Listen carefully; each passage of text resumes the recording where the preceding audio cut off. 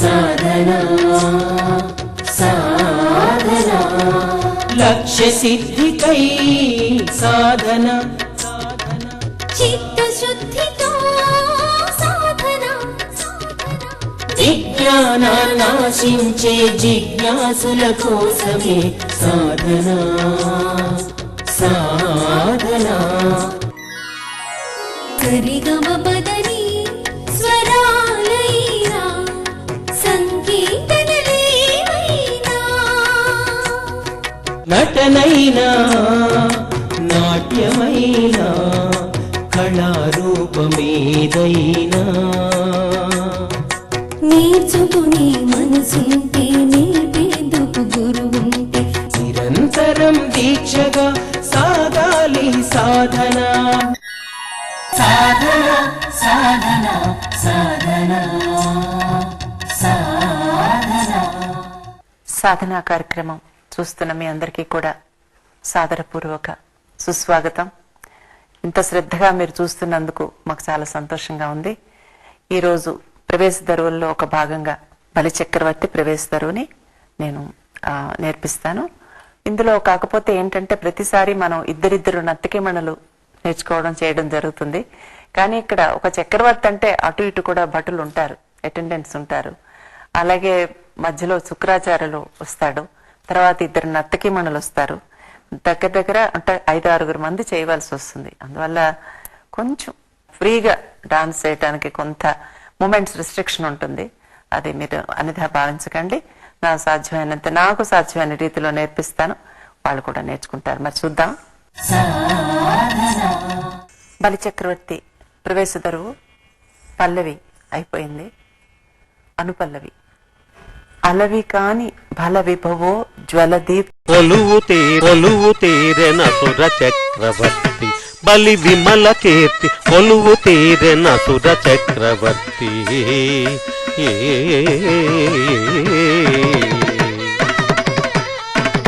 అలవి కాని బల విభవోజ్వల దీప్తుల అలసు ధర్మ అలవి కాని బల విభవోజ్వల దీప్తుల అలసు ధర్మ అలవి కాని బల విభవోజ్వల దీప్తుల అలసు ధర్మ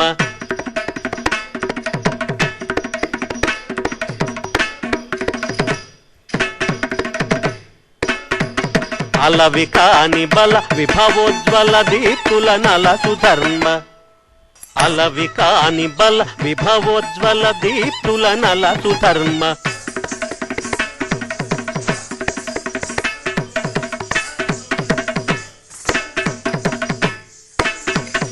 అలవి కాని బల విభవోజ్వల దీప్తుల నలసు ధర్మ వెలసిన తను కీర్తింపగా సురాసురులు బరాబరులు. ఆ విధంగా వెలసిన తనని బలి చక్రవర్తిని కీర్తింపగా సురాసురులు బరాబరులు. ఆయన్ని కీర్తించడానికి అటు దేవతలు ఇటు రాక్షసులు కూడా ఎలా ఉన్నారంటే నువ్వా నేనా అన్నట్టు ఉన్నారనమాట. అంత పొగడబడుతున్న బలి చక్రవర్తి. వెలసిన తను కీర్తింపగ సురాసురులు బరాబరులు వెలసిన తను కీర్తింపగ సురాసురులు బరాబరులు వెలసిన తను కీర్తింపగ సురాసురులు బరాబరులు కొలువు తీరెన సుర చక్రవర్తి బలి విమల కీర్తి కొలువు తీరెన సుర చక్రవర్తి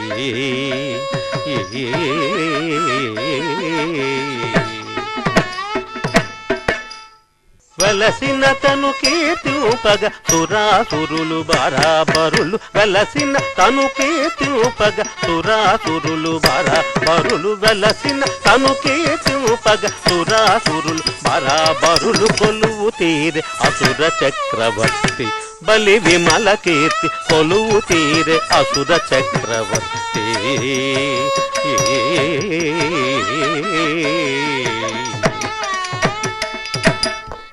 దేవులపల్లి కృష్ణశాస్త్రి గారు బాలంత రజనీకాంతరావు గారి యొక్క కలయిక ఎంత అద్భుతంగా ఉందో మరి ఇప్పుడు మనం దరువులో చూస్తున్నాం కదా.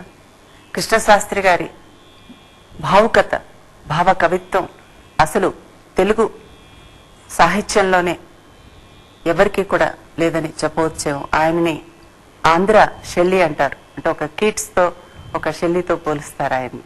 కానీ ఎప్పుడు కూడా గొప్ప వాళ్ళకి విమర్శకులు ఉంటూనే ఉంటారు. వాళ్ళు అనేది ఏమిటంటే, గులాబీ పువ్వుకి గులాబీ రేకులన్నీ తీసేస్తే మధ్యలో ఏముంటుందో అలాంటిదే కృష్ణశాస్త్రి గారి కవిత్వం. అందులో కంటెంట్ ఒక సబ్జెక్ట్ ఉండదు, ఎక్కువగా ఈ భావమే ఉంటుంది అని కొంతమంది విమర్శకులు అంటారు. కానీ కృష్ణశాస్త్రి గారు అంటే ఆయన ఒక ఏనుగు లాంటి మనిషి. ఆయన ఇవన్నీ కూడా ఏవి పట్టించుకోరు, చిరునవ్వుతో తోసి పారేస్తారు. అలాగే మాటకి మాట విసరటంలో కూడా ఆయనకి సాటి ఆయనే. ఒక కవి ఆయన గురించి అన్నారు, గులాబీ రెమ్మతో ఎవరినైనా కొడితే ఎలా ఉంటుందో కృష్ణశాస్త్రి గారి మాటకు మాట అలా ఉంటుందట. అంటే గులాబీ పువ్వుతో పాటు ఆ రెమ్మ తగిలినప్పుడు పువ్వు ఏమో సున్నితంగా ఉంటుంది, కానీ దానికి ముళ్ళు ఉంటాయి కదా. అలాగే అటు ఒక ఇవ్వవలసిన జవాబు ఇస్తారు, అంతే మృదుత్వంతో ఇస్తారు ఆయన. అంత గొప్ప కవి ఆయన. ఆయనను చూస్తే లోపల ఎంత విషాదం ఉన్నా కూడా చిరునవ్వులు చిందించే చిద్విలాసమూర్తి అనిపిస్తుంది. మేము మా చిన్నప్పుడు మేము డాన్స్ నేర్చుకుంటున్నప్పుడు ఆయన అకాడమీకి వచ్చేవారు. ఆయన గొప్పతనం ఏమిటో అప్పుడు తెలీదు. ఏదో మా గురువుగారు చేయమంటే అలా యాంత్రికంగా చేసేడు కొలువైతవ రంగస్థాయి అవి తప్ప. ఇప్పుడు అవి తలుచుకుంటే అయ్యో మనం ఎలాంటి వ్యక్తితో మేము మాట్లాడలేకపోయామో, ఆ అదృష్టం మాకు కలగలేదే అనిపిస్తుంది. ఇప్పుడు అవన్నీ అర్థం చేసుకునే స్థితికి మేము వచ్చాం. తర్వాత అలాగే రజనీకాంతరావు గారు, ఆయన ఇదివరకు చెప్పినట్లుగా హీజ్ ఎ లివింగ్ ఎన్సైక్లోపీడియా. అటు సాహిత్యం, ఇటు సంగీతం. సంగీతంలో కూడా కర్ణాటక బాణి, హిందుస్థానీ బాణి, జానపద బాణి. ఒకసారి నాకు ఆయన ఒక అరబిక్ ట్యూన్ కూడా కట్టి వినిపించారు అక్కడికక్కడే. అంత గొప్ప, అంత సాహిత్యంలో ఎంత ఇది ఉందో సంగీతంలో కూడా అంతే ఉంది. తర్వాత వీరిద్దరికీ కూడా మా అదృష్టం ఏంటంటే, అసలు కూచిపూడి ఇప్పుడు దరువు మీరు వింటుంటే ఇది మనం డాన్స్ చూడకుండా చెప్పొచ్చు, ఇది కూచిపూడి నాట్యానికి రాసిన దరువు అని. అంత కూచిపూడిని పూర్తిగా అర్థం చేసుకొని వాళ్ళిద్దరూ ఇచ్చిన అద్భుతమైన కలయిక ఇది. వారికి మరొక్కసారి నమస్సుమాంజలు అర్పిస్తూ మరి చరణంలోకి వెళ్దాం. ఇక్కడ శుక్రాచార్యుల వారి ప్రవేశం మీ అందరికీ తెలిసిన విషయమే. ఎప్పుడు కూడా చక్రవర్తులకు గాని రాజులకు గాని పక్కన సలహాదారులు ఉంటారు. వారు చెప్పినట్టే వీళ్ళు కూడా నడుచుకుంటారు. అంటే వారి ఒక్క మేలుని హితవుని పూర్తిగా కోరిన శ్రేయోభిలాషి అని చెప్పుకోవాలి. అలాగే శుక్రాచార్యుల వారు మరి వామనావతారంలో అది తర్వాత జరుగుతుంది. ఆయన వామనుడు వచ్చి ఆయన విష్ణుమూర్తి అని చెప్పినా కూడా బలిచక్రవర్తి నాదే పై చేయని అన్నట్టుగా ఆయన గర్విస్తాడు. అయినప్పటికీ కూడా బలిచక్రవర్తి ఆ నిర్ణయం తీసుకున్నప్పటికీ కూడా 3 అడుగులు ఇవ్వాలని శుక్రాచార్యులకు మనసు ఒప్పదు. ఎందుకంటే అక్కడ శ్రేయోభిలాషగా తను చేయాల్సిన పని అది. అందుకని ఏం చేస్తాడంటే బలిచక్రవర్తి ఇలా దానం ఇస్తున్నప్పుడు ఆ కన్ను ఆయనకున్న ఒక కన్ను అడ్డం పెడతాడు. అక్కడ వామనుడు మరి విష్ణుమూర్తి తక్కువవాడ ఒక దర్భ తీసుకొని ఆ కన్నును అలా పొడుస్తాడు. మామూలుగా ఆ దానం ఇచ్చేస్తాడు బలిచక్రవర్తి. తర్వాత శుక్రాచార్యుల వారు ఆ కన్నుని కోల్పోతారు. ఇది తర్వాత జరిగే విషయం.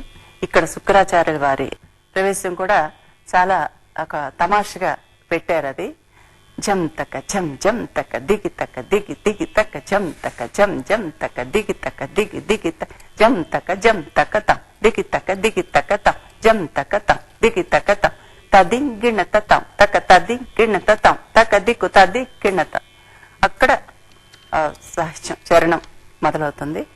తిస్రంలో ఒక మార్పు శుక్రాచార్యుల వారి అంటే నడకలు కూడా మీరు తర్వాత ఈ సాధన ఎపిసోడ్స్ లో చూస్తారు.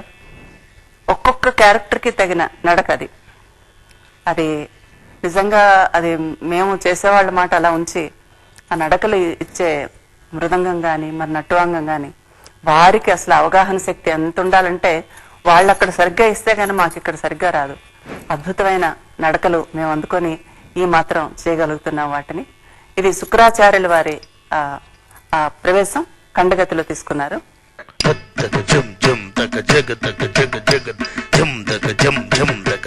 అడుగుతారు. అడిగితే ఈయన బలిచక్రవర్తి ఒప్పుకుంటాడు ఆయన. కానీ అది చెప్పబోతాడు అనమాట శుక్రాచార్యులు. తర్వాత క్షీరసాగర మదనంలో మళ్ళీ మొత్తం దీనివల్ల మీకు హాని జరుగుతుంది, అమృతం మీకు దక్కదు, అమృతం వాళ్ళకే దక్కుతుంది అని హితవు చెప్పడానికి వచ్చాడు.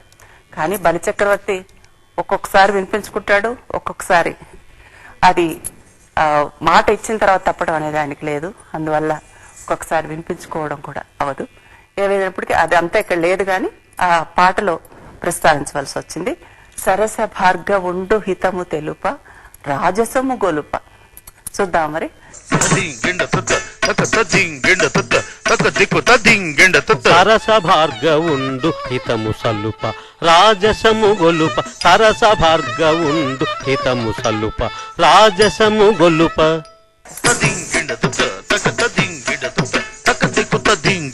సరస భార్గవుండు హితము సల్లుప రాజసము గొలుప, సరస భార్గవుండు హితము సల్లుప రాజసము గొలుప.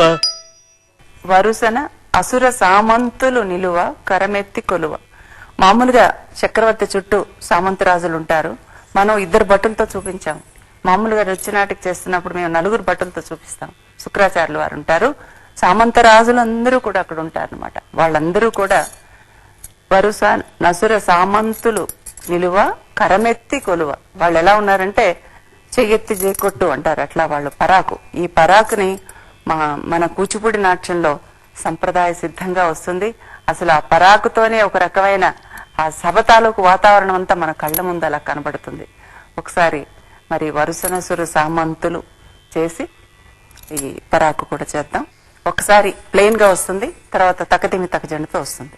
వరుస నసుర సామంతులు నిలువ కరమెత్తి కొలువ, వరుస నసుర సామంతులు నిలువ కరమెత్తి కొలువ, వరుస నసుర సామంతులు నిలువ కరమెత్తి కొలువ, వరుస నసుర సామంతులు నిలువ కరమెత్తి కొలువ.